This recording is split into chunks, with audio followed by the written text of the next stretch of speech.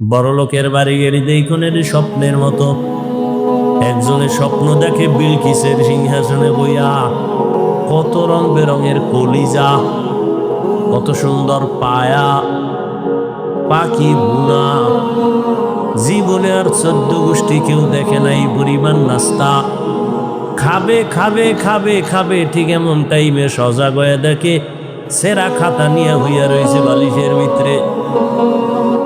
কই গেল বিলকিসের সিংহাসন, স্বর্ণের প্লেটের নাস্তা গেল কই, দেখে সেরা খাতা। আল্লাহ বলে, দুনিয়াটা এমন স্বপ্নের মতো দেখতেছ, আমার বাড়ি, আমার গাড়ি, আমার টাকা, আমার পয়সা, আমার আমার আমার।